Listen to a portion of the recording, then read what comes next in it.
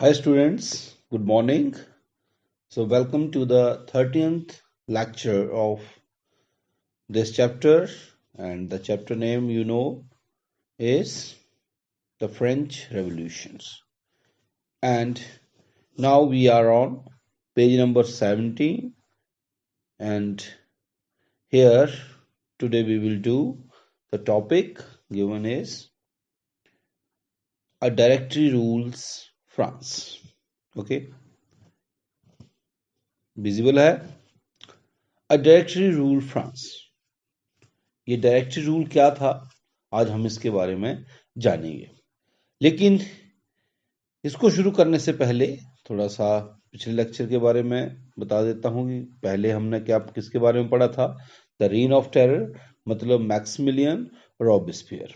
और Maximilian Robespierre ने क्या किया, टाइम पीरियड क्या था 1793 to 94, ठीक है।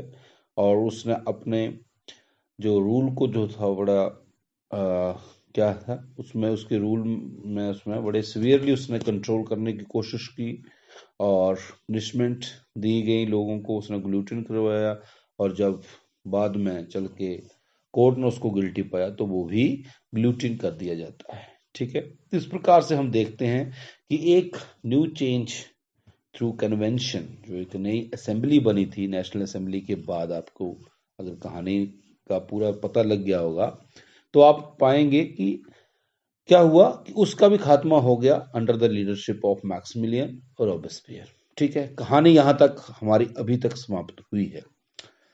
अब इसके बाद फ्रांस को कौन रूल करेगा, तो जाहिर सी बात है जो हमारा टॉपिक है, तो उसके बाद फ्रांस को रूल करती है एक डायरेक्टरी। अब ये डायरेक्टरी क्या थी इसके बारे में हम जानेंगे, ठीक है। जैसा कि हम अभी तक ये समझ पाए हैं चैप्टर में कि ये जो 1794 तक का जो भी घटना घटी, ये चेंजेस आए, उसमें जो अभी जहां जिस पॉइंट पे हम खड़े हैं, हम ये समझेंगे, हम उसमें ये देखते हैं कि अभी जो पावर आई थी, एक चेंज आया था, वो किसके पास आया था, lower strata of the society. जैसे जैकोबिन क्लब्स के मेंबर्स आपने पढ़े थे, शू मेकर, पेस्ट्री मेकर्स, है ना, तो वॉच मेकर, इस तरह के लोग जिन्होंने अपना जीवन शैली जो जो जो ज्यादा प्रोस्पर्स नहीं थे, ऐसे लोगों के पास तो लोअर स्टेटा जो था फ्रेंच सोसाइटी का, उसके पास पावर आ गई। लेकिन वो भी ढंग से नहीं चल pi under the leadership of Maximilian Robespierre. तो अब क्या होगा, तो अब फ्रांस के अंदर बनेगी एक डायरेक्टरी, ठीक। अब ये डायरेक्टरी क्या थी और किस प्रकार से बनी, तो जैसे कि मैंने बताया आपको कि लो स्टेटस से हटके अब हम देखेंगे फ्रांस के अंदर जो फ्रांस का मिडिल क्लास था, ठीक है, बेल्दियर जिसके पास पैसा था, मिडिल क्लास हम कह सकते हैं, उसके पास दोबारा से पावर आ जाती है, ठीक है जी। और क्या हुआ, अब आप ये थोड़ा सा पॉइंट लिख लें, एक एक पॉइंट, ताकि आपको समझने में आसानी रहे, याद करने में कोई परेशानी ना हो। लाइनों में हम बाद में जाएंगे। तो आप देखेंगे कि सबसे पहले आप क्या लिखेंगे, मिडिल, बेल्दियर मिडिल क्लास, ठीक है। लोअर स्टेटा जैकोबिन हटके अब पावर जो है किसके पास आएगी, बेल्दियर मिडिल क्लास। पहला पॉइंट हो गया, हाइफन लगा लो दूसरे पॉइंट के लिए, दूसरे पॉइंट वैसे लिख लो, हाइफन लगा के लिख लो, नीचे लिख लो, साइड में लिख लो, वो आपने देखना है। दूसरा पॉइंट हम देखते हैं कि फिर बेल्दियर मिडिल क्लास जब पावर में आती है, ऐसे लोग जब पावर में आते हैं, तो उन्होंने क्या किया, न्यू कॉन्स्टिट्यूशन, उन्होंने और नया संविधान जो है वो बनाया। और उस नए संविधान में क्या व्यवस्था की, ब्रैकेट में लिख लो आप, denied the vote to the non profit section of society. अभी क्या हुआ था, जब न्यू कन्वेंशन बनी थी, नया कॉन्स्टिट्यूशन बना था, जैकोबिन क्लब्स के मेंबर जो पावर में आए थे, तो उन्होंने क्या किया था, सभी नॉन प्रॉफिट जिनके पास पैसा संपत्ति नहीं थी, उनको भी राइट टू वोट दे दिया था कि नहीं। लेकिन इस संविधान में हम देखेंगे कि वो उनको हटा दिया गया, ऐसे लोगों का राइट टू वोट हटा दिया गया, denied the vote to non profit section of society. तीसरी लाइन में आप ये स्पेलिंग देख सकते हैं, मैं वहीं से सेंटेंस बोल रहा हूं, ठीक है जी। तो पहला पॉइंट लिखा आपने बेल्दियर क्लास, ठीक, दूसरा हम देखते हैं कि न्यू कॉन्स्टिट्यूशन बनता है और उसमें क्या व्यवस्था। तीसरा पॉइंट मेन लिखिए, टू इलेक्टेड लेजिस्लेटिव बॉडी। कहने का मतलब कि अब नए संविधान की व्यवस्था के अनुसार क्या हुआ कि पावर में, मतलब सिस्टम को चलाने के लिए पहले क्या होगा, दो इलेक्टेड लेजिस्लेटिव काउंसिल जो हैं, ठीक है ना, विधान परिषदें जो है वो क्या होंगी, चूज होंगी। ठीक, तो आपने तीसरा पॉइंट क्या लिखा, टू इलेक्टेड लेजिस्लेटिव काउंसिल। अब चौथा पॉइंट लिखिए, फिर आप लिखोगे डायरेक्टरी। चौथे पॉइंट पे क्या लिखोगे, डायरेक्टरी, राइट। तो डायरेक्टरी में क्या था, ये मैं आपको बड़े जल्दी बताने वाला हूं। इसमें 5 मेंबर थे। कितने मेंबर होते थे, और ये जो लेजिस्लेटिव काउंसिल जो बनती थी, इन्हीं में से ये डायरेक्टरी, ये 5 मेंबर चुने जाते थे, जो कि एज एन एग्जीक्यूटिव जो है वो काम करते थे। ठीक है, वो पावर, वो डिसीजंस लेते थे। और इसके बाद आप लिख लो the rise of Napoleon Bonaparte या नेपोलियन बोनापार्ट, मतलब आपको समझने के लिए आसानी मैंने कर दी। ठीक है ना। तो डायरेक्टरी रूल के बाद फिर आता है नेपोलियन बोनापार्ट, क्योंकि ये डायरेक्टर भी ढंग से काम नहीं कर पाए, पॉलिटिकल इंस्टेबिलिटी रही, एक दूसरे की टांग खींचते रहे, और इस प्रकार से एक अस्थिरता, एक इंस्टेबिलिटी तैयार होती है फ्रांस के अंदर। और उसका एडवांटेज जो है वो वहां का जो मिलिट्री हेड होता है उसमें नेपोलियन बोनापार्ट बोल उठाता है, और आगे चलकर 1804 में वो अपने आप को फ्रांस का सम्राट घोषित कर देता है। ठीक है जी। तो नेपोलियन बोनापार्ट कौन हो था, उसकी तो उसके बारे में भी हम जानेंगे, लेकिन अभी लास्ट में जानेंगे हम इसके बारे में। आज हम इसके बारे में नहीं जानेंगे। ठीक है। तो आज का हमारा जो क्या है topic, a directory rules France. Maximilien reign of terror, मतलब मैक्सिमिलियन रॉबेस्पियर के बाद डायरेक्टरी रूल, राइट। अब देखते हैं क्या हुआ। तो जैसा कि मैंने आपको बताया, अब गो विद द लाइंस क्या है, कहते the fall of the Jacobin government allowed the wealthier middle classes to seize power. Jacobin government के हटने के बाद अब पावर को सीज करने का एडवांटेज जो है वो किसको मिल गया, जो बेल्दियर मिडिल क्लास थी। पॉइंट लिखवाया मैंने आपको। ठीक है। दूसरा समझिए, अगली लाइन समझिए, कहता a new constitution was introduced which denied the बोर्ड to non profit section of society. संविधान बना, नया संविधान इंट्रोड्यूस हुआ। ठीक है जी। और कहता नॉन प्रॉपर्टी सेक्शंस, पहले मिला था लेकिन फिर से चेंज कर दिया उन्होंने कि जो नॉन प्रॉपर्टीड होंगे वो राइट टू वोट नहीं, उनको कुछ नहीं, उनको जो है वो इस अधिकार से वंचित कर दिया। मिला तो मैन को ही था, विमेन को नहीं मिला, ध्यान रखना बस, विमेन का तो आएगा ही नहीं नाम, राइट। अगला पॉइंट देखिए, कहता है it provided for two elected legislative councils.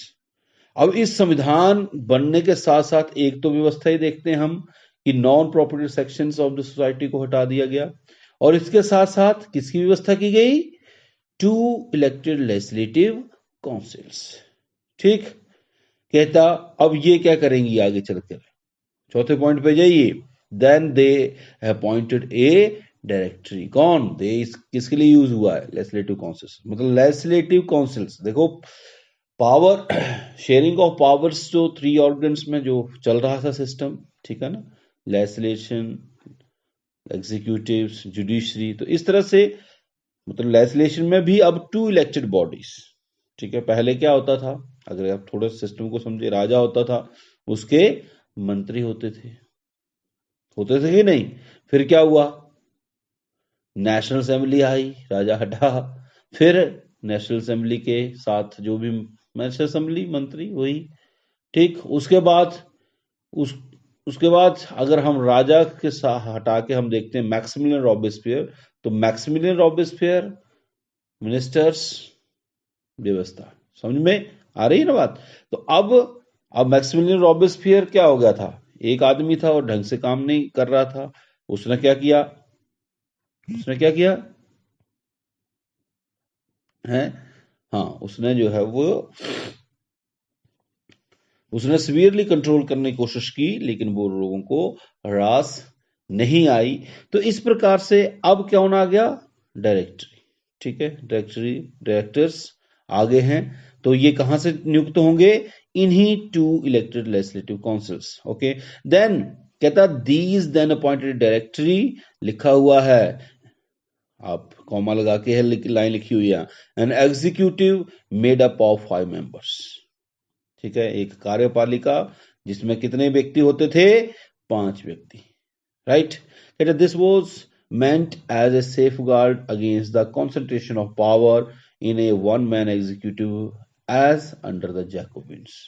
ये किसके लिए था? एक सेफगार्ड था, ऐसी कॉन्सेंट्रेशन ऑफ पावर, ऐसी पावर के का कॉन्सेंट्रेशन, मतलब क्या हुआ था? एक हाथ, एक व्यक्ति के एज ए एग्जीक्यूटिव, जैसे हम देखते हैं जी, कौन बना? मैक्सिमिलियन रॉबेस्पियर बना ना।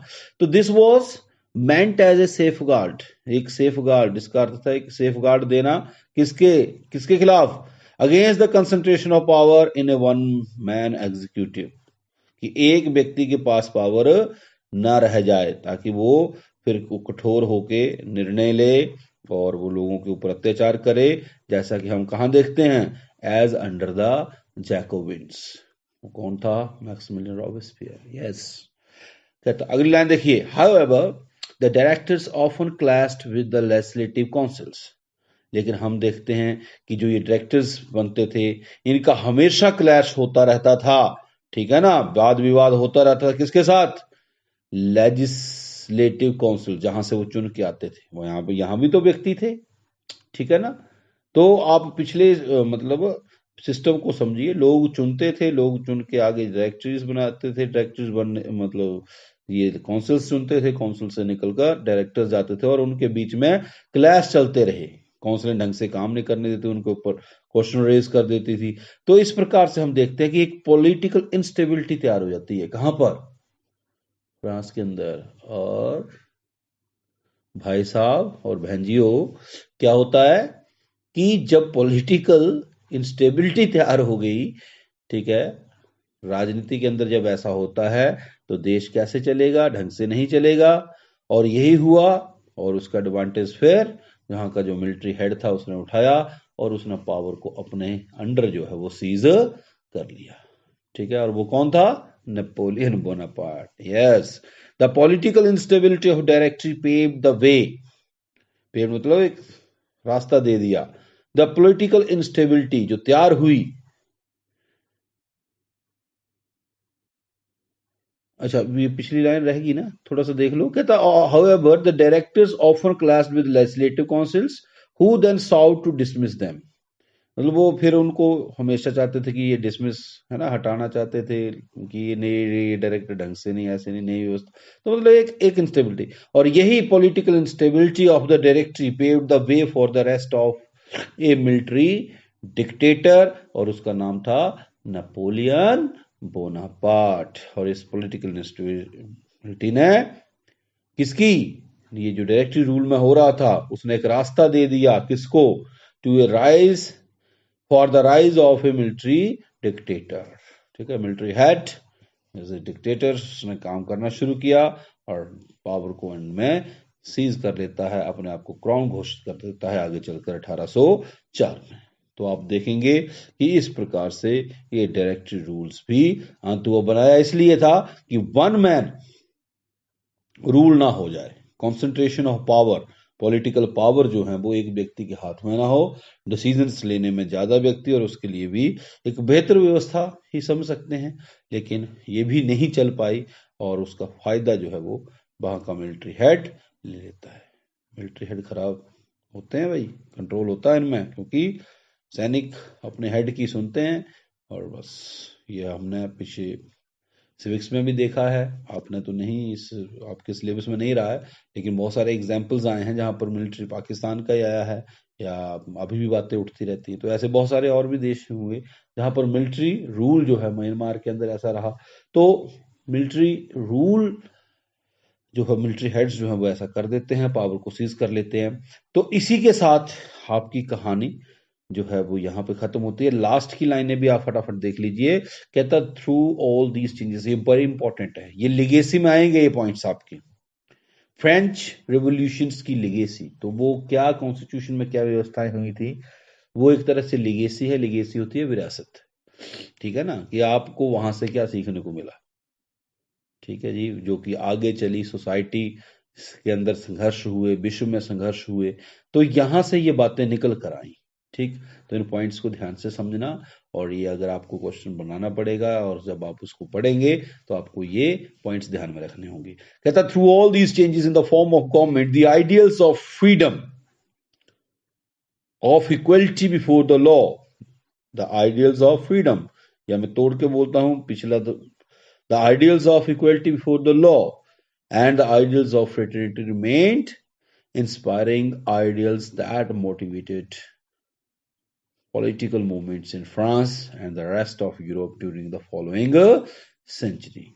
कहता, ये जो कुछ भी through all these changes in the form of government, ये जितने प्रकार का भी चेंजेस आया सरकार बनने में, उनमें द आइडियल्स, वो आदर्श, कौन से आइडियल्स? फ्रीडम, स्वतंत्रता की बात, इक्वलिटी बिफोर लॉ की बात, फ्रेटर्निटी मीट, भाई बंधुत्व की बात, ये कुछ वो आइडियल्स थे, ये इंस्पायरिंग, ये प्रेरणा वाले वो आइडियल्स थे, दैट मोटिवेटेड, जिन्होंने एक मोटिवेशन का काम किया, किसमें? पॉलिटिकल मूवमेंट्स जो भी आगे फिर हुए, किसमें? फ्रांस में। क्योंकि ऐसा तो नहीं है कि नेपोलियन बोनापार्ट के बाद फ्रांस नहीं चला, या यूरोप के अंदर, क्योंकि वहीं से कुछ चेंजेस आना शुरू हुई, और इस स्टोरी को फिर हम कनेक्ट करेंगे अगली क्लास में, 10th में, जब मैं आपको पढ़ाऊंगा। लेकिन फिलहाल यहां तक ही ये चैप्टर है। चैप्टर तो अभी है, बहुत है, लेकिन स्टोरी आपको यहीं तक रखनी है ध्यान में, ठीक है, नेपोलियन बोनापार्ट तक। तो यही थे, ये वो आइडियल्स थे, कहता कि जो क्या होते रहे, the ideals that motivate the political movements in France and the rest of Europe during the following century, जो अगले जो भी लोगों के संघर्षों की, मतलब लोगों ने चेंज लाने का प्रयास किया, उनमें ये आइडियल्स, ये उन संघर्षों में इन आइडियल्स की एक्सेप्टेंस देखी गई, इन बातों को लेकर लोगों ने संघर्ष किए, एक चेंज लाने का प्रयास किया। तो ये था जी, इस प्रकार से ही हमारा टॉपिक आज का कवर होता है, ए डायरेक्टरी रूल्स फ्रांस।